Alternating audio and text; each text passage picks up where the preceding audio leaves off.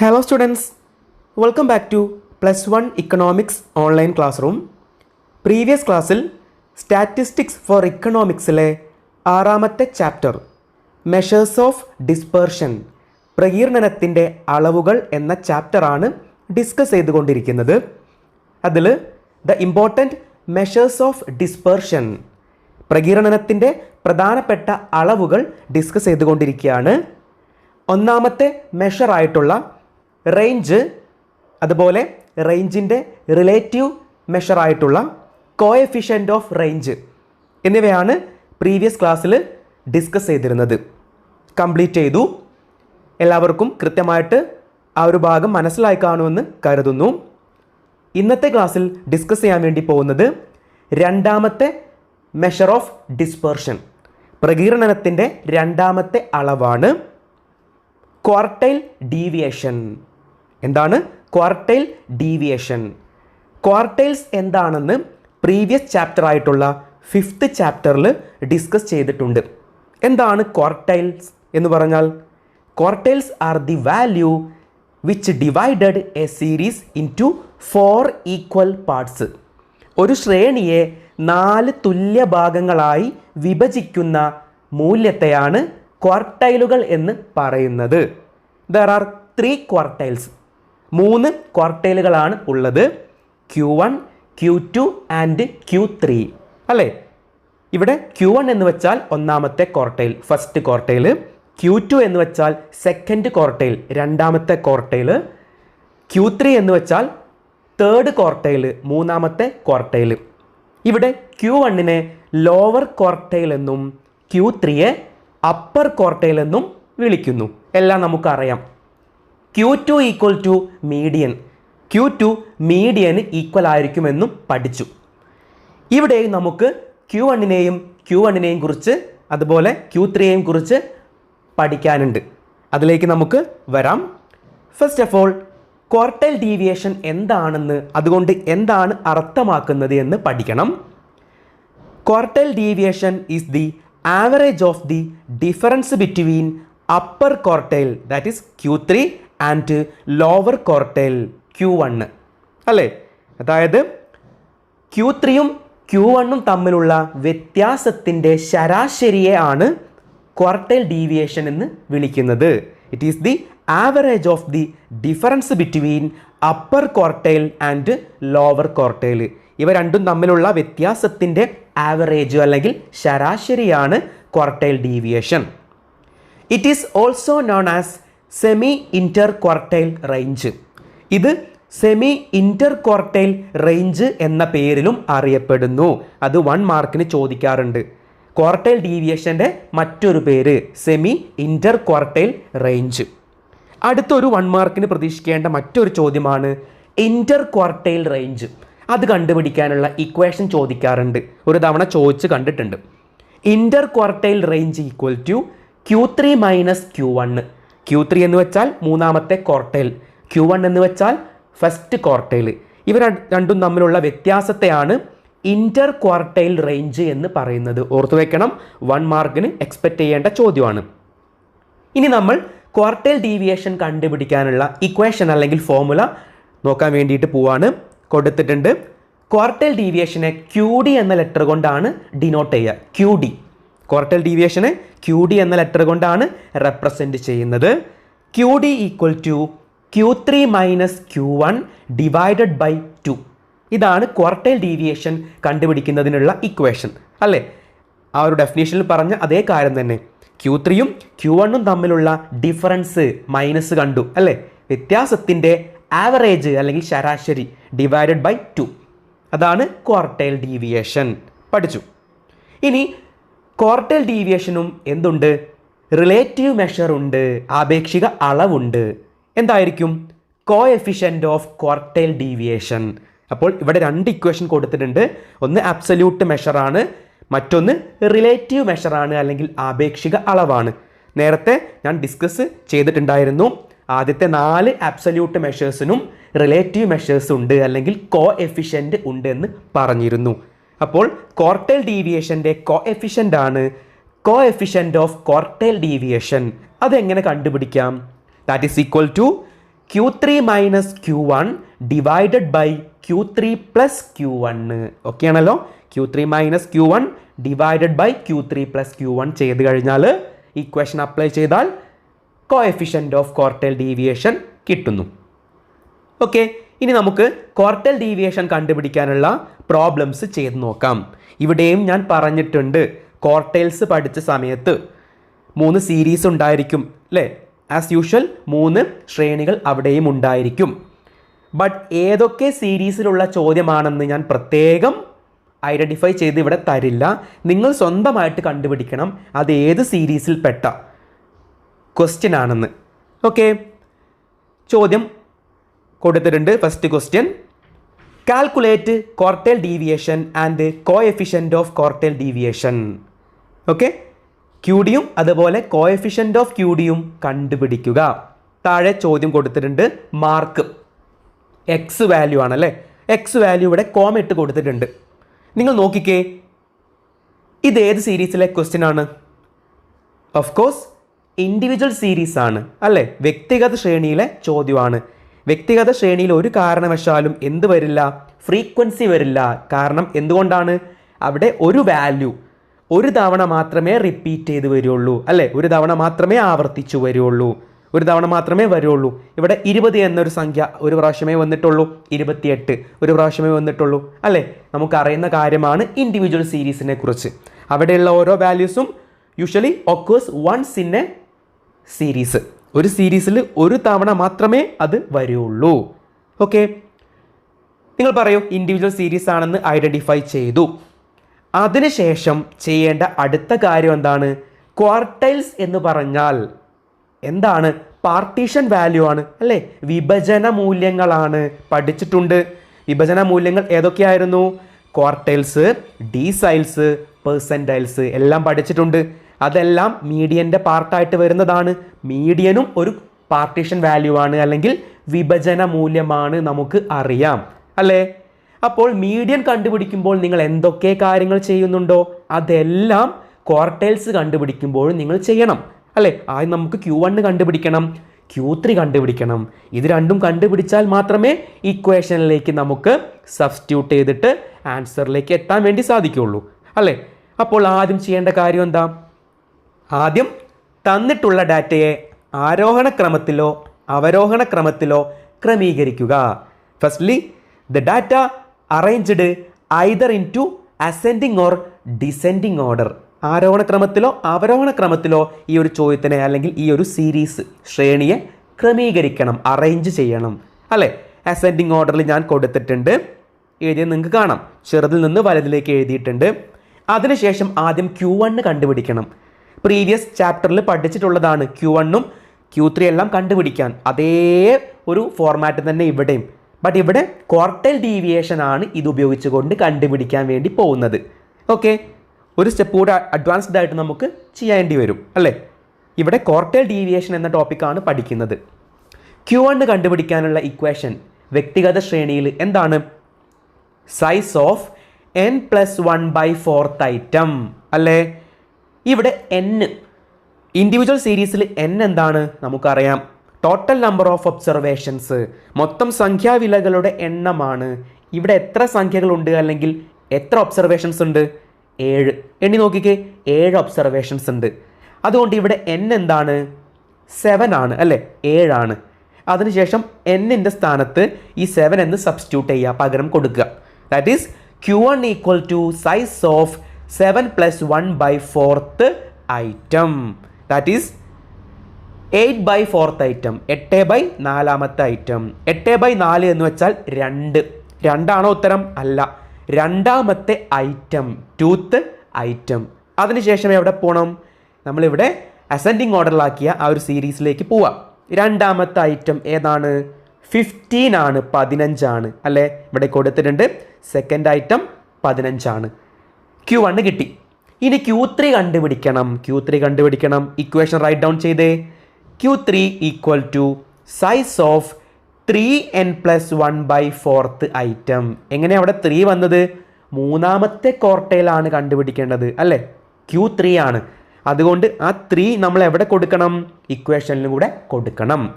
അപ്പോൾ 3 into n+1/4th item.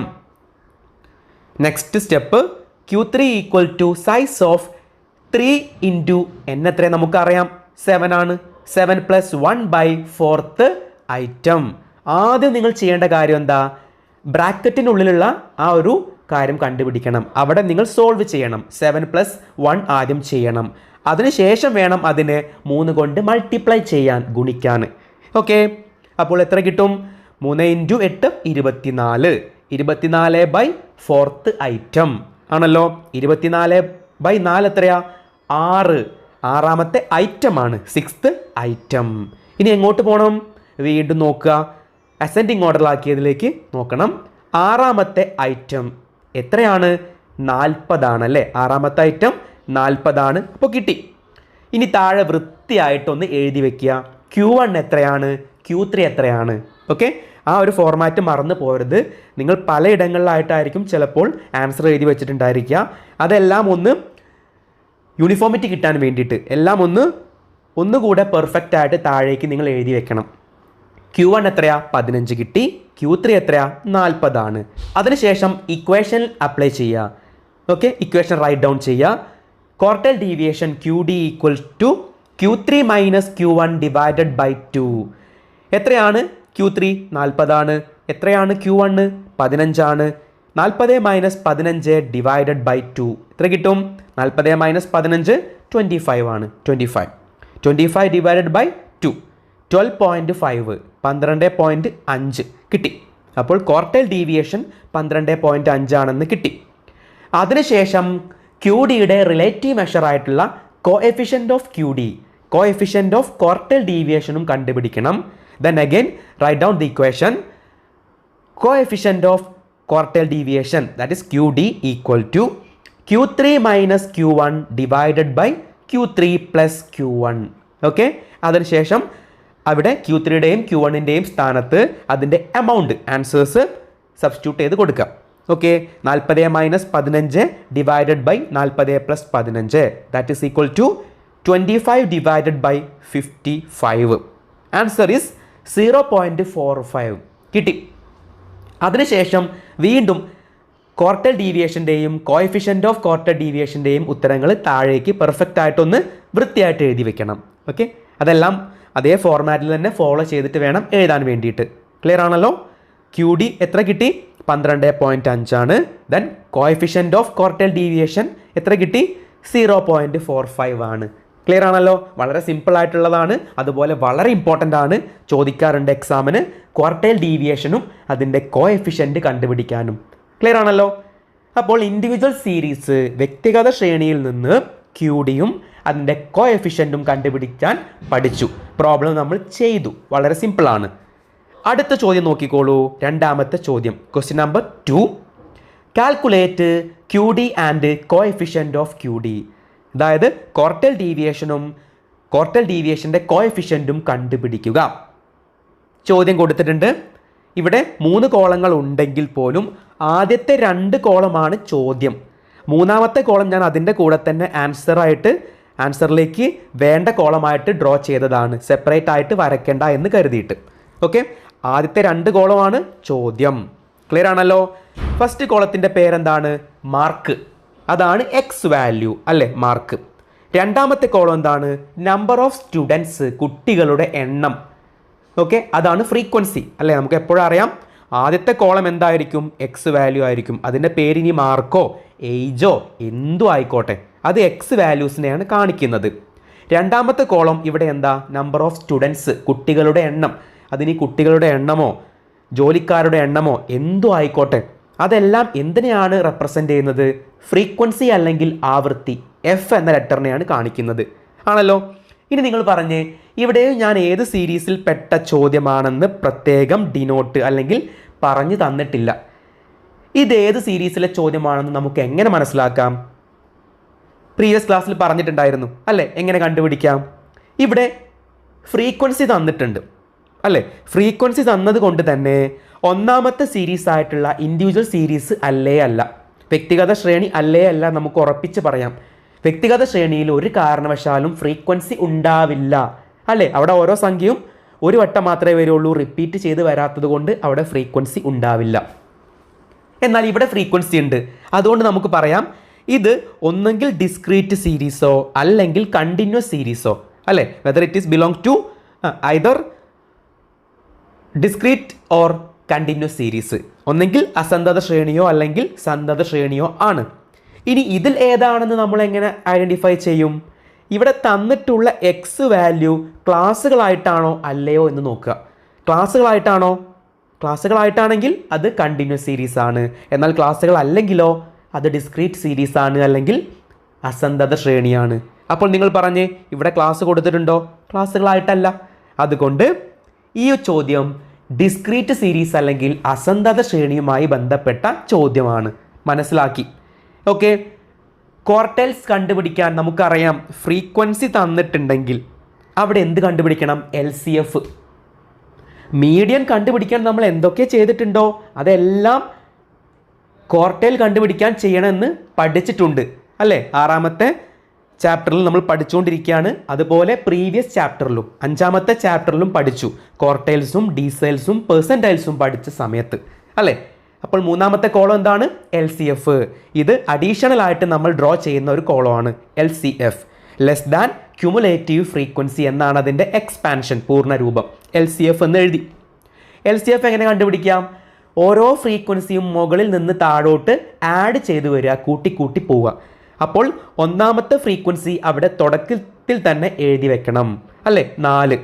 അതിനുശേഷം 4ൻ്റെ കൂടെ അടുത്ത വെരി നെക്സ്റ്റ് ഫ്രീക്വൻസി ആയിട്ടുള്ള 7 കൂട്ടുക, 11. അതിനുശേഷം തൊട്ട് ശേഷം വരുന്ന 15 കൂട്ടുക അല്ലേ? ആ 11ൻ്റെ കൂടെ 15 കൂട്ടുക, 26.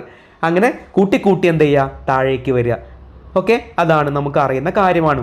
ഒരുപാട് തവണ ഡിസ്കസ് ചെയ്തിട്ടുള്ളതാണ് LCF കണ്ടുപിടിക്കാനൊക്കെ അല്ലേ? LCF കണ്ടുപിടിച്ചു. അതിനുശേഷം ഇവിടെ നിങ്ങൾ ഒരു കോളത്തിൻ്റെ ടോട്ടൽ കണ്ടുപിടിക്കണം. ഏത് കോളത്തിൻ്റെയാ? ഫ്രീക്വൻസിയുടെ ടോട്ടൽ. ബിക്കോസ് ഫ്രീക്വൻസി തന്നിട്ടുണ്ടെങ്കിൽ അതായിരിക്കും, അല്ലെങ്കിൽ ആ ഫ്രീക്വൻസിയുടെ സിഗ്മ F ആയിരിക്കും N എന്ന് പറഞ്ഞാൽ അല്ലേ? ഫ്രീക്വൻസി അല്ലെങ്കിൽ ആവൃത്തിയുടെ കോളത്തിൻ്റെ തുകയാണ് N എന്ന് പറഞ്ഞാൽ. അപ്പോൾ ടോട്ടൽ ചെയ്ത് വെക്കണം. N = 43. ഇതെല്ലാം കൂട്ടിയാൽ 43 എന്ന് കിട്ടും. അതിനുശേഷം Q1 കണ്ടുപിടിക്കാനുള്ള ഇക്വേഷൻ നമുക്ക് റൈറ്റ് ഡൗൺ ചെയ്യാം. Q1 = size of n+1/4th item അല്ലേ? ഇൻഡിവിജ്വൽ സീരീസിലെ അതേ ഇക്വേഷൻ ആണ് ഡിസ്ക്രീറ്റ് സീരീസിലും വരുന്നത്. ബട്ട് ഒരു ചേഞ്ച് വരുന്നുണ്ട്. ഇൻഡിവിജ്വൽ സീരീസിൽ n നമ്പർ ഓഫ് ഒബ്സർവേഷൻ ആണ്, എന്നാൽ ഡിസ്ക്രീറ്റ് സീരീസിലോ സിഗ്മ F ആയിരിക്കും. വ്യത്യാസം അത് മാത്രമേ ഉള്ളൂ. ഇക്വേഷൻ എല്ലാം സെയിം തന്നെയാണ് എഴുതുന്നത്. ഓക്കെ, അപ്പോൾ എഴുതി വെച്ചു ഇക്വേഷൻ. അതിനുശേഷം next step Q1 = size of 43 + 1/4th item. n-ൻ്റെ സ്ഥാനത്ത് അതിൻ്റെ എമൗണ്ട്, അവിടെ n-ൻ്റെ സ്ഥാനത്ത് n എത്രയാ? 43 എന്ന് സബ്സ്റ്റിറ്റ്യൂട്ട് ചെയ്യുക. 43 + 1/4th ഐറ്റം. 43 + 1 44 ആണല്ലേ? 44/4th item, 44/4ാമത്തെ item. അതിനുശേഷം ഇനി ചെയ്യേണ്ട കാര്യം എന്താ? ഇത് കിട്ടിക്കഴിഞ്ഞാൽ നിങ്ങൾ എങ്ങോട്ട് പോകണം അല്ലേ? 44/4th ഐറ്റം എന്ന് വെച്ചാൽ ആൻസർ എത്ര കിട്ടും? 11 എന്ന് കിട്ടും അല്ലേ? 11ാമത്തെ ഐറ്റമാണ്. ഇനി 11ാമത്തെ ഐറ്റം ഏതാണെന്ന് കണ്ടുപിടിക്കണം. അതിന് ചെയ്യേണ്ട കാര്യം എന്താ? LCF എന്ന കോളത്തിലേക്ക് നോക്കുക. 11 എന്ന് പറഞ്ഞ ആ ഒരു ഐറ്റം എമൗണ്ട്, ആ സംഖ്യ ഏതൊക്കെ LCFൻ്റെ ഉള്ളിലായിട്ടാണ് വരിക എന്ന് നോക്കുക. 4ൻ്റെയും 11ൻ്റെയും അല്ലേ? LCFൻ്റെ കോളത്തിലേക്ക് നോക്കുക. 4, 11 എന്ന ഈ 2 LCFൻ്റെ ഉള്ളിലായിട്ടാണ് ഈ 11 എന്ന എമൗണ്ട് വരുന്നത്. ഓക്കെ, അതിൽ ഏതെടുക്കണം? താഴെയുള്ളത് എടുക്കുക, 11 എന്നെടുക്കുക. അതിന് നേരെ വരുന്ന എക്സ് വാല്യൂ എത്രയാണ്? 20 ആണ്. ഞാനിവിടെ റൗണ്ട് ചെയ്ത് കൊടുത്തിട്ടുണ്ട്, 20 ആണ്. അപ്പോൾ കിട്ടി, Q1 20 ആണെന്ന് കിട്ടി. 11ാമത്തെ ഐറ്റം 20 ആണ്. അതിനുശേഷം Q3 കണ്ടുപിടിക്കുക. Q3 കണ്ടുപിടിക്കാനുള്ള equation Q3 = size of 3 × n+1/4th item അല്ലേ? Q3 ആയതുകൊണ്ട് ആ 3 ഇക്വേഷനിൽ കൂടെ മൾട്ടിപ്ലൈ ചെയ്യണം. അതിനുശേഷം സബ്സ്റ്റിറ്റ്യൂട്ട് ചെയ്ത് കൊടുക്കുക. Q3 = size of 3 × 43 + 1/4th item. n എന്ന് വെച്ചാൽ 43 ആണല്ലേ? സിഗ്മ F ഇവിടെ 43 ആണ്. അതിനുശേഷം ആദ്യം ബ്രാക്കറ്റിനുള്ളിലുള്ള ഭാഗം സോൾവ് ചെയ്യണം. 43യെ 1 കൊണ്ട് ആഡ് ചെയ്യുക, 44. ദെൻ 44നെ 3 കൊണ്ട് മൾട്ടിപ്ലൈ ചെയ്യുക, 44നെ 3 കൊണ്ട് ഗുണിക്കുക. അപ്പോൾ 132 എന്ന് കിട്ടും അല്ലേ. അതിനുശേഷം 132നെ 4 കൊണ്ട് ഡിവൈഡ് ചെയ്യുക, 132 divided by 4th item. Answer എത്ര കിട്ടും? എത്രാമത്തെ ഐറ്റം കിട്ടുക? 33ാമത്തെ ഐറ്റം ആയിരിക്കും. 33ാമത്തെ ഐറ്റം 33th ഐറ്റം ആയിരിക്കും അല്ലേ. ഇനി എങ്ങോട്ട് നോക്കണം? വീണ്ടും LCF എന്ന കോളത്തിലേക്ക് നോക്കുക. 33 എന്ന് പറഞ്ഞ ആ ഒരു ഐറ്റം ഏതൊക്കെ LCFൻ്റെ ഉള്ളിലായിട്ടാണ് വരിക? നോക്കിക്കേ, 26ൻ്റെയും 34ൻ്റെയും ഉള്ളിലായിട്ടാണ് വരിക. അതിൽ ഏതെടുക്കണം? താഴെയുള്ള LCF എടുക്കുക, 34 എന്ന് എടുക്കുക. ആ 34ൻ്റെ നേരെ വരുന്ന എക്സ് വാല്യൂ എത്രയാണ്? 40 ഞാനിവിടെ റൗണ്ട് ചെയ്ത് കൊടുത്തിട്ടുണ്ട് അല്ലേ. അപ്പോൾ അതിന് നേരെ വരുന്ന എക്സ് വാല്യൂ 40. അതായിരിക്കും Q3 എന്ന് പറഞ്ഞാൽ. കിട്ടി. 33ാമത്തെ ഐറ്റം 40. അതിനുശേഷം താഴെ വൃത്തിയായിട്ട് എഴുതി വെക്കുക. Q1 എത്ര കിട്ടി? Q3 എത്ര കിട്ടി? Q1 20, Q3 40. ഇനി നമുക്ക് എന്താ കണ്ടുപിടിക്കേണ്ടത്? ക്വാർട്ടൈൽ ഡീവിയേഷൻ അല്ലേ. അത് കണ്ടുപിടിക്കാനുള്ള 2 കാര്യങ്ങളെയാണ് ഇപ്പോൾ നമ്മൾ കണ്ടുപിടിച്ചത്. അതിനുശേഷം QD കണ്ടുപിടിക്കാനുള്ള ഇക്വേഷൻ റൈറ്റ് ഡൗൺ ചെയ്യുക. QD equal to Q3 minus Q1 divided by 2. Q3യുടെയും Q1ൻ്റെയും സ്ഥാനത്ത് അതിൻ്റെ ആൻസേഴ്സ് സബ്സ്റ്റിറ്റ്യൂട്ട് ചെയ്ത് കൊടുക്കുക. That is equal to QD equal to 40 minus 20 divided by 2. 40 minus 20 എത്രയാ? 20. 20 ഡിവൈഡഡ് ബൈ 2 എത്രയാ? 10. 10. അപ്പോൾ QD കിട്ടി 10. അതിനുശേഷം അതിൻ്റെ കോഎഫിഷ്യൻ്റ് കൂടെ കണ്ടുപിടിക്കണം അല്ലേ. അതും ചോദ്യത്തിൽ കണ്ടുപിടിക്കാൻ പറഞ്ഞിട്ടുണ്ട്. Coefficient of quartile deviation or coefficient of QD equal to equation write down ചെയ്യുക. Q3 minus Q1 divided by Q3 plus Q1. അതിനുശേഷം സബ്സ്റ്റിറ്റ്യൂട്ട് ചെയ്യുക. Q3യുടെയും Q1ൻ്റെയും സ്ഥാനത്ത് സംഖ്യകൾ സബ്സ്റ്റിറ്റ്യൂട്ട് ചെയ്യുക. That is equal to 40 minus 20 divided by 40 plus 20. That is equal to 20 divided by 60. 20 ഹരിക്കണം 60 എത്രയാ? 0.33 എന്ന് കിട്ടും. 0.33 എന്ന് കിട്ടും. അപ്പോൾ അതും കിട്ടി. അവിടെയും QDയും അതിൻ്റെ കോഎഫിഷ്യൻ്റ് ഓഫ് QDയും കണ്ടുപിടിച്ചു. ഇപ്പോൾ ചെയ്തത് ഏത് സീരീസിലെ ചോദ്യമാണ്? ഏത് ശ്രേണിയിലെ ചോദ്യമാണ്? ഡിസ്ക്രീറ്റ് സീരീസ് ഓർ അസന്തത ശ്രേണിയിലെ ചോദ്യമായിരുന്നു. ഓക്കെ, അടുത്ത ചോദ്യം നോക്കിക്കോളൂ. Question number 3. 3 കോളങ്ങളുണ്ട് എങ്കിൽ പോലും ആദ്യത്തെ 2 കോളമാണ് ചോദ്യം. 3ാമത്തെ കോളം അഡീഷണൽ ആയിട്ട് ഞാൻ ഡ്രോ ചെയ്തിട്ടുള്ളതാണ് ഉത്തരത്തിലേക്ക് ലീഡ് ചെയ്യാൻ വേണ്ടിയിട്ട്. ഓക്കെ, ആദ്യത്തെ 2 കോളങ്ങളാണ് ചോദ്യങ്ങൾ. ഫസ്റ്റ് കോളത്തിൻ്റെ പേരെന്താ? വേജസ്, വേതനം എന്നാണ്. അത് എക്സ് വാല്യൂസ് ആണ്. ഞാൻ പറഞ്ഞു അല്ലേ, അവിടെ ഇനി എന്തും എഴുതിക്കോട്ടെ, അത് എന്തിനെ കാണിക്കുന്നത്? എക്സ് വാല്യൂവിനെയാണ്. Second column number of workers, ജോലിക്കാരുടെ എണ്ണമാണ്. അതിന് എന്തും ആയിക്കോട്ടെ, അതെല്ലാം എന്തിനെയാണ് കാണിക്കുന്നത്? ഫ്രീക്വൻസി അല്ലെങ്കിൽ എഫ് ആണ് കാണിക്കുന്നത്. ആണല്ലോ.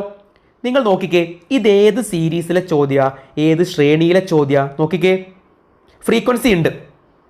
1ാമത്തെ കോളമായ എക്സ് വാല്യൂ ക്ലാസ്സുകളായിട്ടാണ് തന്നിട്ടുള്ളത്. ക്ലാസ്സുകളായിട്ടാണെങ്കിൽ അത് ഓഫ് കോഴ്സ് എന്തായാലും എന്തായിരിക്കും? കണ്ടിന്യൂസ് സീരീസ് അല്ലെങ്കിൽ സന്തത ശ്രേണിയുമായി ബന്ധപ്പെട്ട ചോദ്യമായിരിക്കും അല്ലേ. മനസ്സിലാക്കി? ഓക്കെ, ഇവിടെയും നിങ്ങൾ എന്ത് കണ്ടുപിടിക്കണം? ഫ്രീക്വൻസി തന്നിട്ടുണ്ടെങ്കിൽ അവിടെ എന്ത് കണ്ടുപിടിക്കണം? LCF കണ്ടുപിടിക്കണം അല്ലേ. മീഡിയൻ കണ്ടുപിടിക്കാൻ അത് വേണമായിരുന്നു. ക്വാർട്ടൈൽസ് കണ്ടുപിടിക്കാൻ LCF വേണം അല്ലേ. എപ്പോഴാണ് അതൊക്കെ വേണ്ടത്? ഡിസ്ക്രീറ്റ് സീരീസിലും കണ്ടിന്യൂസ് സീരീസിലും ഇവ കണ്ടുപിടിക്കാൻ വേണ്ടി ചോദിച്ചാൽ. ഫ്രീക്വൻസി തന്നിട്ടുണ്ടെങ്കിൽ അവിടെ LCF നിങ്ങൾ ഒരു കോളമായിട്ട് വരച്ച് കണ്ടുപിടിച്ചിരിക്കണം. ഓക്കെ, അപ്പോൾ 3ാമത്തെ കോളത്തിൻ്റെ പേര് LCF, less than cumulative frequency. കണ്ടുപിടിച്ചേ. മുകളിൽ നിന്ന് ഫ്രീക്വൻസി താഴേക്ക് കൂട്ടിക്കൂട്ടി വരിക അല്ലെങ്കിൽ ആഡ് ചെയ്ത് വരിക. 1ാമത്തെ ഫ്രീക്വൻസി അതുപോലെ എഴുതി വയ്ക്കുക 2. 2ന് ശേഷം അടുത്തതായിട്ടുള്ള 10 കൂട്ടുക, 12 എന്ന് കിട്ടും. ആ 12ൻ്റെ കൂടെ അടുത്തത് 25 കൂട്ടുക, 37 എന്ന് കിട്ടും. അങ്ങനെ ഓരോ LCF എന്ത് ചെയ്യുക? കൂട്ടി എന്ത് ചെയ്യുക? വരിക. ഓക്കെ, അതിനുശേഷം 2ാമത്തെ കോളത്തിൻ്റെ ടോട്ടൽ കണ്ടുപിടിക്കണം. എന്തുകൊണ്ടാണ്? ഫ്രീക്വൻസിയാണ്. ഫ്രീക്വൻസി തന്നിട്ടുണ്ടെങ്കിൽ അവിടെ n എന്തായിരിക്കും?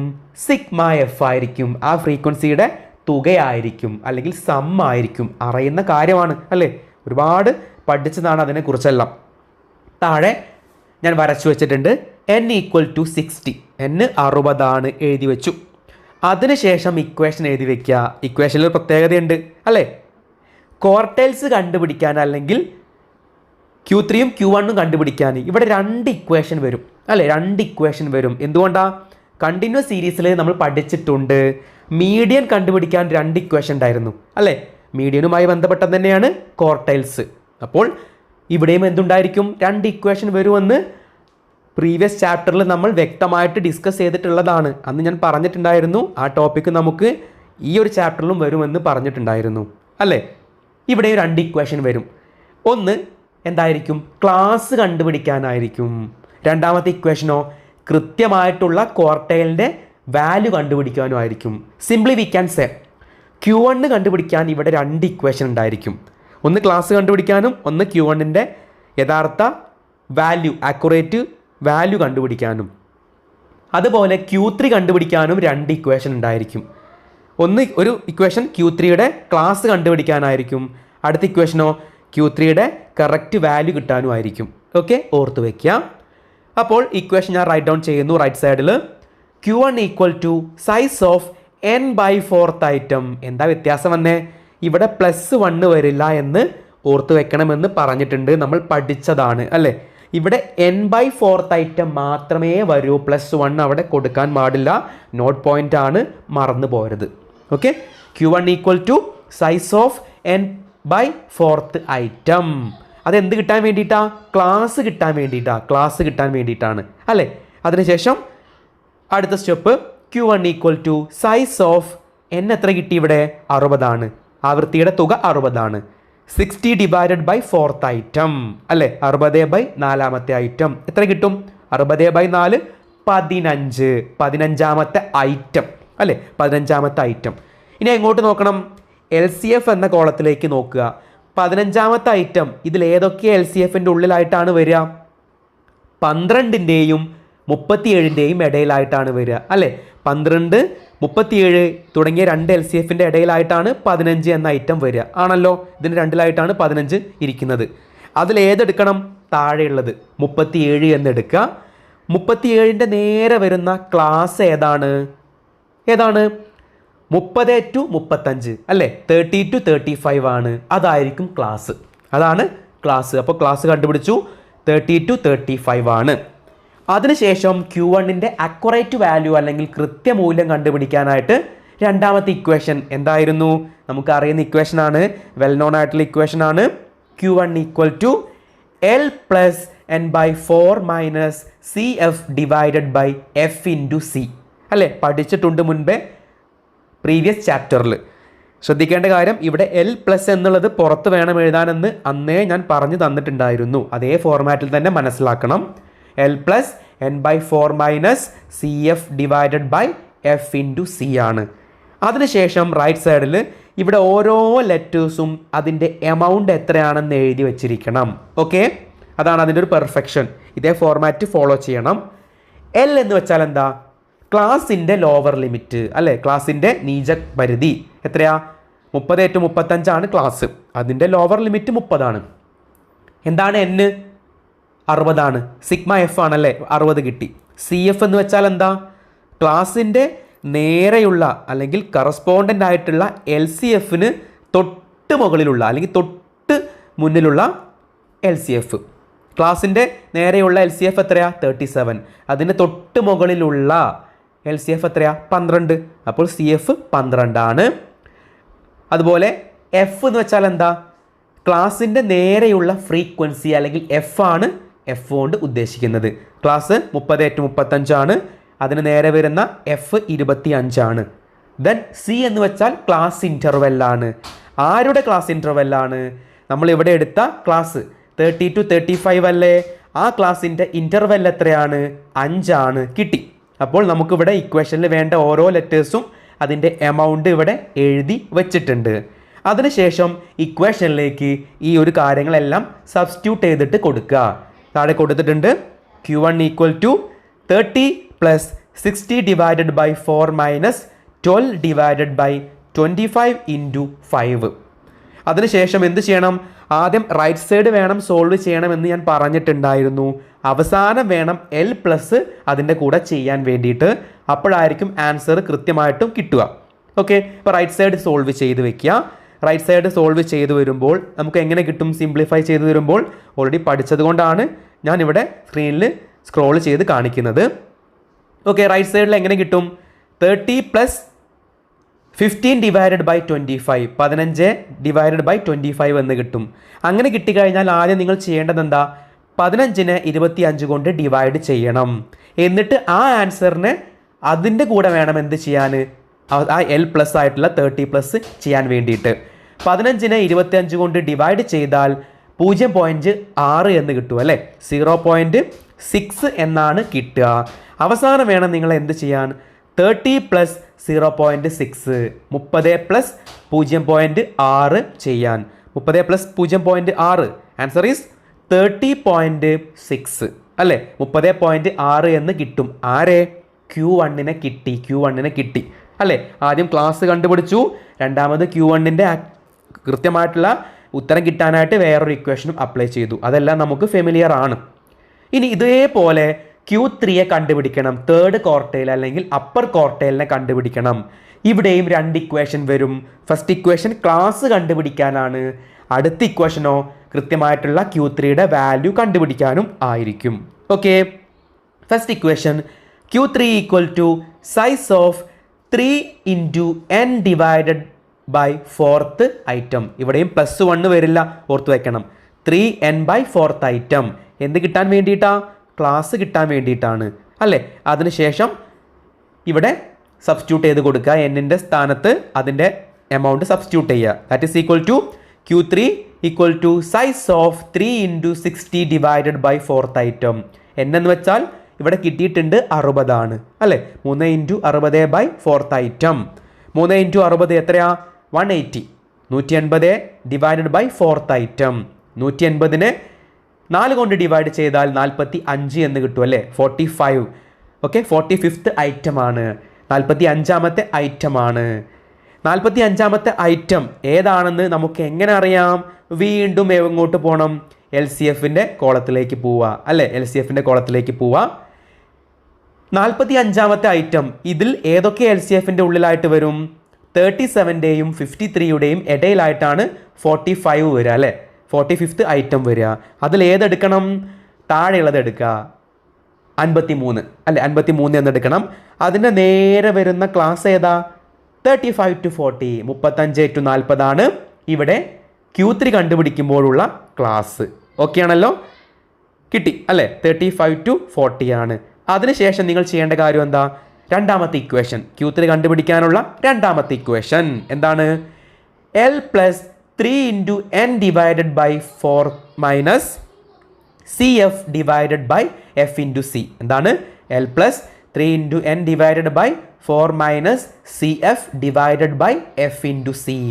അതിനുശേഷം ഇവിടെ ഓരോ ലെറ്ററും അതിൻ്റെ എമൗണ്ട് കണ്ടുപിടിച്ച് എഴുതി വെക്കുക. എന്താണ് L?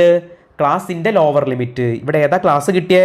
35 to 40 ആണ് അല്ലേ? Q3 കണ്ടുപിടിക്കുമ്പോഴുള്ള ക്ലാസ് ഏതാ? 35 to 40 ആണ്. അതിലെ ലോവർ ലിമിറ്റ് 35 ആണ്. n എത്രയാ? സിഗ്മ എഫ് ആണ്, 60 ആണ് എഴുതി വെച്ചു. എന്താണ് CF?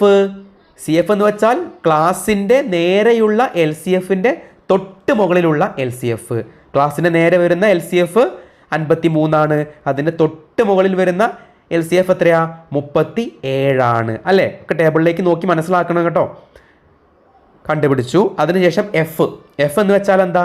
ക്ലാസിൻ്റെ നേരെയുള്ള ഫ്രീക്വൻസി. 35 to 40 എന്ന ക്ലാസിൻ്റെ നേരെയുള്ള ഫ്രീക്വൻസി എത്രയാ? 16. അതാണ് F. എന്താണ് C? 35 to 40 എന്ന ക്ലാസിൻ്റെ ഇൻ്റർവെൽ, ക്ലാസ് ഇൻ്റർവെൽ എത്രയാണ്? 5 ആണ് അല്ലേ? അതിനുശേഷം ഈ ഓരോ ലെറ്റേഴ്സിൻ്റെ സ്ഥാനത്ത് അതിൻ്റെ എമൗണ്ട് സബ്സ്റ്റിറ്റ്യൂട്ട് ചെയ്ത് കൊടുക്കുക. എപ്പോഴും റൈറ്റ് സൈഡ് വേണം ആദ്യം സോൾവ് ചെയ്യാൻ വേണ്ടിയിട്ട്, അവസാനം വേണം അതിൻ്റെ L പ്ലസ് ചെയ്യാൻ വേണ്ടിയിട്ട്. അപ്പോൾ അവസാനത്തെ സ്റ്റെപ്പാണ് ഞാൻ പറയുന്നത്. ബാക്കിയുള്ളത് ഞാൻ സ്ക്രോൾ ചെയ്തിട്ട് സ്ക്രീനിൽ കാണിക്കുന്നുണ്ട്. ഓൾറെഡി നമ്മൾ പഠിച്ചിട്ടുള്ളതും കൂടിയാണ്. ഓക്കെ, കൃത്യമായിട്ട് നോക്കി മനസ്സിലാക്കണം. അവസാനത്തെ സ്റ്റെപ്പ് എങ്ങനെ വരും? 35 പ്ലസ് 40 ഡിവൈഡഡ് ബൈ 16 അല്ലേ? വലതുവശത്ത് 40നെ 16 കൊണ്ട് ഹരിക്കണം. ആദ്യം 40 ഡിവൈഡഡ് ബൈ 16 ചെയ്യണം. അപ്പോൾ എത്ര കിട്ടും? 2.5 എന്ന് കിട്ടും, 2.5 എന്ന് കിട്ടും. അവസാനം വേണം L പ്ലസ് 35 പ്ലസ് അതിൻ്റെ കൂടെ ചെയ്യാൻ. That is final stage. 35 plus 2.5 equal to 37.5, 37.5 എന്നാണ് എന്ത് കിട്ടുന്നത്? Q3 കിട്ടുക. ഓക്കെ, ഇപ്പോൾ Q1 കിട്ടി, Q3 കിട്ടി. ഇനി രണ്ടിൻ്റെയും ഉത്തരങ്ങൾ വൃത്തിയായിട്ടൊന്ന് എഴുതി വയ്ക്കാം. ഇവിടെ ഞാൻ എഴുതി വെച്ചിട്ടുണ്ട്, ശ്രദ്ധിക്കണം. Q1 എത്ര കിട്ടി? Q1 ഈക്വൽ ടു 30.6, 30.6 എന്ന് കിട്ടി. ദെൻ Q3 ഈക്വൽ ടു 37.5, 37.5 എന്ന് കിട്ടി. ഇനി അടുത്തതായിട്ട് നമുക്ക് കണ്ടുപിടിക്കേണ്ടത് എന്താ? ചോദ്യം എന്തായിരുന്നു? ക്യൂഡിയും കോഎഫിഷ്യൻ്റ് ഓഫ് ക്യൂഡിയും കണ്ടുപിടിക്കാനാ അല്ലേ? നമ്മളിപ്പോൾ കണ്ടിന്യൂസ് സീരീസ് ആണ് ചെയ്യുന്നത്. ആദ്യം Q3യെയും Q1നെയും കണ്ടുപിടിച്ചാൽ മാത്രമേ ഇതിൻ്റെ ഇക്വേഷൻ അപ്ലൈ ചെയ്യാൻ പറ്റുള്ളൂ. ഓക്കെ, അപ്പോൾ ഇനി നെക്സ്റ്റ് ഇക്വേഷൻ റൈറ്റ് ഡൗൺ ചെയ്യുക. QD കണ്ടുപിടിക്കാനുള്ള ഇക്വേഷൻ റൈറ്റ് ഡൗൺ ചെയ്യുക. QD equal to Q3 minus Q1 divided by 2. അതിനുശേഷം Q3യുടെയും Q1ൻ്റെയും സ്ഥാനത്ത് അതിൻ്റെ ആൻസേഴ്സ് സബ്സ്റ്റിറ്റ്യൂട്ട് ചെയ്ത് കൊടുക്കുക. That is QD equal to 37.5 minus 30.6 divided by 2. ആദ്യം മുകളിലുള്ളത് മൈനസ് ചെയ്യണം. 6.9 എന്ന് കിട്ടും. 6.9നെ 2 കൊണ്ട് ഡിവൈഡ് ചെയ്താൽ 3.45 ആണ് QD അല്ലെങ്കിൽ ക്വാർട്ടൈൽ ഡീവിയേഷൻ കിട്ടുന്നത്.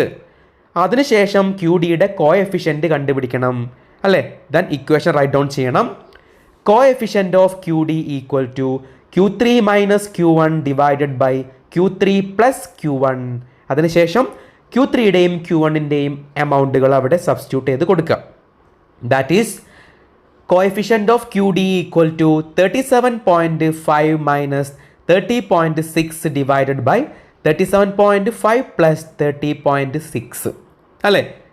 ആദ്യം മുകളിലുള്ളത് മൈനസ് ചെയ്യുക, ദെൻ താഴെയുള്ളത് പ്ലസ് ചെയ്യുക. 6.9 ഡിവൈഡഡ് ബൈ 68.1 സോൾവ് ചെയ്ത് നോക്കിക്കേ. 6.9നെ 68.1 കൊണ്ട് ഡിവൈഡ് ചെയ്താൽ 0.10 എന്ന് കിട്ടും, 0.10. അവസാനം റിസൾട്ട് ഒന്ന് എഴുതി വയ്ക്കുക. ക്വാർട്ടൈൽ ഡീവിയേഷൻ എത്ര കിട്ടി? ഇപ്പോൾ ഈ ചോദ്യത്തിൽ നിന്ന് 3.45 എന്ന് കിട്ടി. അതുപോലെ കോഎഫിഷ്യൻ്റ് ഓഫ് ക്വാർട്ടൈൽ ഡീവിയേഷൻ അല്ലേ, കോഎഫിഷ്യൻ്റ് ഓഫ് QD എത്ര കിട്ടി? 0.10 എന്നും കിട്ടി. ഇങ്ങനെ ഉത്തരങ്ങൾ കിട്ടിക്കഴിഞ്ഞാൽ നിങ്ങൾ താഴേക്ക് ഒന്ന് വൃത്തിയായിട്ട് അത് എഴുതി വെക്കാനും ശ്രദ്ധിക്കണം. ക്ലിയർ ആണല്ലോ? ഓർത്ത് വെക്കേണ്ട ഒരു കാര്യം, എപ്പോഴും മീഡിയൻ, ക്വാർട്ടൈൽസ്, അതുപോലെ ക്വാർട്ടൈൽ ഡീവിയേഷൻ, അതുപോലെ ഇനി നമ്മൾ പഠിക്കാൻ പോകുന്ന ഓരോ മെഷർ ഓഫ് ഡിസ്പേർഷനും ഇതെല്ലാം കൂടുതലായിട്ട് എക്സാമിന് ചോദിച്ച് കാണാറ് കണ്ടിന്യൂസ് സീരീസിൽ നിന്നായിരിക്കും. കാരണം കണ്ടിന്യൂസ് സീരീസിൽ കുറച്ച് കൂടുതൽ ചെയ്യാനുണ്ട്. ആ കൂടുതൽ ചെയ്യുന്നുണ്ടെങ്കിൽ പോലും അത് എസ്സേ ആയിട്ടും ചോദിക്കാറുണ്ട്, എസ്സേ ആയിട്ടും വരാറുണ്ട്. ഓക്കെ, ആ രീതിയിൽ തന്നെ എന്ത് ചെയ്യണം? ഇമ്പോർട്ടൻ്റ് ആയിട്ട് പഠിച്ചു വെക്കണം. ഇവിടെ ഇൻഡിവിജ്വൽ സീരീസും ഡിസ്ക്രീറ്റ് സീരീസും വളരെ സിമ്പിളാണ്. കണ്ടിന്യൂസ് സീരീസ് വളരെ എളുപ്പം തന്നെയാണ്. ബട്ട് ഒരു ഇക്വേഷൻ കൂടെ അധികം വരും. ആദ്യത്തെ ഇക്വേഷൻ ക്ലാസ് കണ്ടുപിടിക്കാനാണ്, രണ്ടാമത്തെ ഇക്വേഷൻ ആക്യുറേറ്റ് വാല്യൂ കണ്ടുപിടിക്കാനാണ് അല്ലേ? ഒരു സ്റ്റെപ്പ് അധികമായിട്ട് നിങ്ങൾ ചെയ്യേണ്ടി വരും. അതുകൊണ്ട് കണ്ടിന്യൂസ് സീരീസുമായി ബന്ധപ്പെട്ട ചോദ്യങ്ങൾ 5ാമത്തെയും 6ാമത്തെയും ചാപ്റ്ററിൽ നിന്ന് കൂടുതലായിട്ട് ചോദിക്കാറുണ്ട്, എസ്സേ ആയിട്ടും അല്ലാതെയും. ഓക്കെ, അപ്പോൾ നമ്മൾ പഠിച്ചു. രണ്ടാമത്തെ മെഷർ ഓഫ് ഡിസ്പേർഷൻ ആയിട്ടുള്ള ക്വാർട്ടൈൽ ഡീവിയേഷനെ കുറിച്ച് പഠിച്ചു, അതിൻ്റെ ഇക്വേഷൻ പഠിച്ചു, അതിൻ്റെ കോഎഫിഷ്യൻ്റ് ഓഫ് ക്വാർട്ടൈൽ ഡീവിയേഷൻ അല്ലേ, റിലേറ്റീവ് മെഷർ ആയിട്ടുള്ള കോഎഫിഷ്യൻ്റ് ഓഫ് ക്വാർട്ടൈൽ ഡീവിയേഷനും പഠിച്ചു, അതിൻ്റെ ഇക്വേഷനും പഠിച്ചു. 3 സീരീസിലെയും ബന്ധപ്പെട്ട ചോദ്യങ്ങളും ചെയ്തു. ഓക്കെ, ഇനി നമ്മൾ ഡിസ്കസ് ചെയ്യാൻ വേണ്ടി പോകുന്നത് what are the merits and demerits of quartile deviation. Quartile ഡീവിയേഷൻ്റെ ഗുണങ്ങളും ദോഷങ്ങളുമാണ് ഇനി ഡിസ്കസ് ചെയ്യാൻ ഉള്ളത്. ഓക്കെ, ഫസ്റ്റ് ഓഫ് ഓൾ നമ്മൾ ഡിസ്കസ് ചെയ്യുന്നത് merits of quartile deviation. Quartile ഡീവിയേഷൻ്റെ ഗുണങ്ങളാണ്. പോയിന്റ് ആയിട്ട് കൊടുത്തിട്ടുണ്ട്. 4 പോയിന്റ്സ് ആണ് പഠിക്കാനുള്ളത്. സിമ്പിൾ പോയിന്റ്സ് ആണ്. ഫസ്റ്റ് മെറിറ്റ് ആണ് ഈസി ടു കാൽക്കുലേറ്റ് അല്ലേ, വളരെ എളുപ്പത്തിൽ കണക്ക് കൂട്ടാൻ സാധിക്കുന്നു. Second one easy to understand, എളുപ്പത്തിൽ മനസ്സിലാക്കാൻ സാധിക്കുന്നു. Third not affected by extreme values, അങ്ങേയറ്റത്തെ ഇനങ്ങളിലെ മൂല്യങ്ങൾ ഇതിനെ ബാധിക്കുന്നില്ല അല്ലേ. ഇവിടെ ഒരു 10 സംഖ്യകൾ എഴുതി എന്ന് വിചാരിക്കുക. ആ 10 പേരെയും ഇവിടെ നമ്മൾ പരിഗണിക്കുന്നുണ്ടോ? ഇല്ല. അവിടെ Q3യെയും Q1നെയും ഒന്നാമത്തെ ക്വാർട്ടൈലിനെയും മൂന്നാമത്തെ ക്വാർട്ടൈലിനെയും മാത്രമേ പരിഗണിക്കുന്നുള്ളൂ. അതുകൊണ്ടാണ് ഇവിടെ എന്ത് പറയുന്നത്, not affected by extreme values അല്ലേ. അങ്ങേയറ്റത്തെ ഇനങ്ങളിലെ മൂല്യങ്ങൾ ഇതിനെ ബാധിക്കുന്നില്ല. രണ്ട് അറ്റങ്ങളിലെ തുടക്കത്തിലെയും അവസാനത്തെയും സംഖ്യകൾ ഇവിടെ ഈ ഒരു ക്വാർട്ടൈൽ ഡീവിയേഷനെ ബാധിക്കുന്നില്ല അല്ലേ. ഒന്നാമത്തെ സംഖ്യ 5 ആണെന്ന് വിചാരിക്കുക, അവസാനത്തെ സംഖ്യ 10 ആണെന്ന് വിചാരിക്കുക. ഈ ഒന്നാമത്തെയും അവസാനത്തെയും സംഖ്യ ഇവിടെ നമ്മൾ ഈ ഒരു ക്വാർട്ടൈൽ ഡീവിയേഷനെ അഫക്റ്റ് ചെയ്യുന്നില്ല അല്ലെങ്കിൽ ബാധിക്കുന്നില്ല അല്ലേ. അതാണ് ഇവിടെ പറയുന്നത്. എന്നാൽ റേഞ്ച് കണ്ടുപിടിക്കുമ്പോൾ പ്രശ്നമാണ്. എന്താ റേഞ്ച് എന്ന് വെച്ചാൽ എന്താണ്? ഏറ്റവും വലിയ മൂല്യവും ഏറ്റവും ചെറിയ മൂല്യം തമ്മിലുള്ള വ്യത്യാസം അല്ലേ. അടുത്ത 4ാമത്തെ ഒരു മെറിറ്റ് ആണ് മോർ റിലയബിൾ ദാൻ റേഞ്ച്. ശരിയാണ്, റേഞ്ച് ഒരു മെഷറായിട്ട് നമ്മൾ പഠിച്ചു, പ്രീവിയസ് ക്ലാസ്സിൽ പഠിച്ചു അല്ലേ. റേഞ്ചിനേക്കാൾ കൂടുതൽ വിശ്വാസയോഗ്യമായിട്ടുള്ള ഒരു അളവാണ് quartile deviation. It is more reliable than range. റേഞ്ചിനേക്കാൾ കൂടുതൽ വിശ്വാസയോഗ്യമാണ് ഈ ഒരു ക്വാർട്ടൈൽ ഡീവിയേഷൻ എന്നത്. ഓക്കെ, ഇത്രയാണ് ക്വാർട്ടൈൽ ഡീവിയേഷൻ്റെ മെറിറ്റ്സ് ആയിട്ട് പഠിക്കാനുള്ളത് 4 പോയിന്റ്സ്. ഇനി നമുക്ക് പഠിക്കാനുള്ളത് what are the demerits of quartile deviation. Quartile ഡീവിയേഷൻ്റെ പോരായ്മകൾ അല്ലെങ്കിൽ ദോഷങ്ങളെക്കുറിച്ചാണ് 4 പോയിന്റ്സ് ആണ് പഠിക്കാനുള്ളത്. പോയിന്റ് വൈസിൽ തന്നെ ഓർത്ത് വയ്ക്കുക. ഫസ്റ്റ് ഡീമെറിറ്റ് ആണ് it is not based on all the observations. എല്ലാ ഇനങ്ങളെയും കണക്കിലെടുക്കുന്നില്ല. ശരിയാണ് അല്ലേ, വളരെ ശരിയാണ്. ഒരു 10 സംഖ്യകൾ ഉണ്ടെങ്കിൽ എല്ലാവരെയും പരിഗണിക്കുന്നുണ്ടോ? ഇല്ല. മൂന്നാമത്തെ ക്വാർട്ടൈലിനെയും ഒന്നാമത്തെ ക്വാർട്ടൈലിനെയും കുറിച്ച് അവരെ മാത്രമേ കൺസിഡർ ചെയ്യുന്നുള്ളൂ. ബാക്കി എല്ലാവരെയും ഇഗ്നോർ ചെയ്യുന്നു, ഒഴിവാക്കുന്നു അല്ലേ. അതാണ് ഇവിടെ പറഞ്ഞത്. അതൊരു ഡ്രോബാക്ക് ആണ് അല്ലെങ്കിൽ ഡീമെറിറ്റ് ആണ്. രണ്ടാമത്തെ ഡീമെറിറ്റ് ആണ് it ignores the first 25% observations as well as the last 25%. ആദ്യത്തെ 25%വും അവസാനത്തെ 25%വും ഇനങ്ങളെ ഇവിടെ ഒഴിവാക്കുന്നു അല്ലേ. നിങ്ങൾ നോക്കിക്കേ, ഒന്നാമത്തെ ക്വാർട്ടൈൽ. ഓക്കെ, ക്വാർട്ടൈൽ എന്ന് വെച്ചാൽ 4 ആക്കിയിട്ട് മുറിക്കുകയാണ്. അതിലിവിടെ 2 ആളെ മാത്രമേ പരിഗണിക്കുന്നുള്ളൂ. Q3യെയും അതുപോലെ Q1നെയും കുറിച്ച് മാത്രമേ പരിഗണിക്കുന്നുള്ളൂ. എന്ന് വെച്ചാൽ 2 ആളെ മാത്രം അല്ലേ, 2 ആളെ മാത്രം. ഒരു 25%വും മറ്റൊരു 25%വും. എന്ന് വെച്ചാൽ 25 എത്രയാ? 50% അല്ലേ. 50%ത്തിനെ മാത്രമേ ഇവിടെ എന്ത് ചെയ്യുന്നുള്ളൂ? പരിഗണിക്കുന്നുള്ളൂ. ബാക്കി 50%ത്തിനെ ഒഴിവാക്കുന്നു അല്ലേ. തുടക്കത്തിൽ 25% ഒഴിവാക്കുന്നു, അവസാനവും 25% ഒബ്സർവേഷൻസ് അല്ലെങ്കിൽ ഐറ്റംസിനെ ഇവിടെ ഒഴിവാക്കുന്നു. ക്ലിയർ ആണല്ലോ, പഠിച്ചു. മൂന്നാമത്തെ ഡീമെറിറ്റ് ആണ് not capable of further algebraic treatment. കൂടുതൽ ഗണിതപരമായ കണക്ക് കൂട്ടലുകൾക്ക് സാധ്യമല്ല അല്ലേ. കൂടുതൽ പഠനങ്ങൾക്കൊന്നും ഈ ക്വാർട്ടൈൽ ഡീവിയേഷൻ ഉപയോഗിച്ചുകൊണ്ട് പഠിക്കാൻ പറ്റില്ല. കാരണം എന്തുകൊണ്ടാണ്? എല്ലാവരെയും പരിഗണിക്കുന്നില്ല. എല്ലാ ഒബ്സർവേഷനും ഇവിടെ കൺസിഡർ ചെയ്യുന്നുണ്ടോ? ഇല്ല. Q3യെയും Q1നെയും മാത്രമേ എടുക്കുന്നുള്ളൂ. അതെടുക്കുമ്പോൾ തന്നെ 50% ഒബ്സർവേഷൻസിന് എന്ത് ചെയ്യുന്നു? ഒഴിവാക്കുകയും ചെയ്യുന്നുണ്ട് അല്ലേ, ഇഗ്നോർ ചെയ്യുന്നു. അതുകൊണ്ട് കൂടുതൽ മാത്തമാറ്റിക്കൽ ട്രീറ്റ്മെൻറ്റിന് ഇത് പോസിബിൾ അല്ല. നാലാമത്തെ ഡീമെറിറ്റ് ആണ് it does not measure variations of item from the average. ശരാശരിയിൽ നിന്നുള്ള ഇനങ്ങളുടെ വ്യതിയാനത്തെ അല്ലെങ്കിൽ വ്യത്യാസത്തെ അളക്കുന്നില്ല. ഇവിടെ ശരാശരി, മീൻ, മീഡിയൻ, മോഡ്, അതിൽ നിന്ന് ഉണ്ടാവുന്ന വ്യത്യാസം അല്ലെങ്കിൽ ഡിഫറൻസിനെ കുറിച്ച് പറയുന്നുണ്ടോ? ഇവിടെ പറയുന്നില്ല അല്ലേ.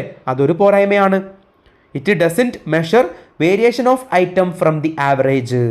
ശരാശരിയിൽ നിന്നുള്ള ഇനങ്ങളുടെ വ്യത്യാസത്തെ ഇവിടെ ക്വാർട്ടൈൽ ഡീവിയേഷൻ കണ്ടുപിടിക്കുമ്പോൾ പരിഗണിക്കുന്നില്ല.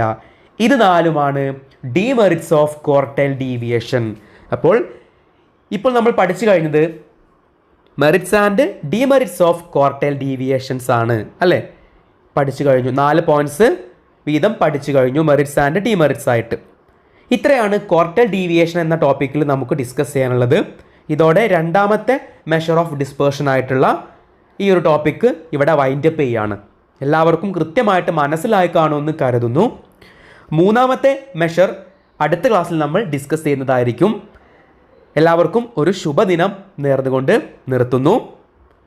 അതുപോലെ വീട്ടിൽ നിന്ന് കൃത്യമായിട്ട് ഇതെല്ലാം സ്വന്തമായിട്ട് പ്രാക്ടീസ് ചെയ്തിട്ട് നോക്കണം. എങ്കിൽ മാത്രമേ ഇതെല്ലാം ഓർത്ത് വയ്ക്കാൻ സാധിക്കുകയുള്ളൂ. അതുപോലെ ഫാസ്റ്റ് ആൻഡ് ആക്യുറേറ്റ്, വളരെ എളുപ്പത്തിലും അതുപോലെ കൃത്യതയോട് കൂടിയിട്ടും ചെയ്ത് തീർക്കാൻ വേണ്ടിയിട്ട് സാധിക്കുകയുള്ളൂ. ഓക്കെ, അപ്പോൾ പുതിയൊരു ക്ലാസ്സുമായിട്ട് വീണ്ടും കണ്ടുമുട്ടാം. Thank you so much.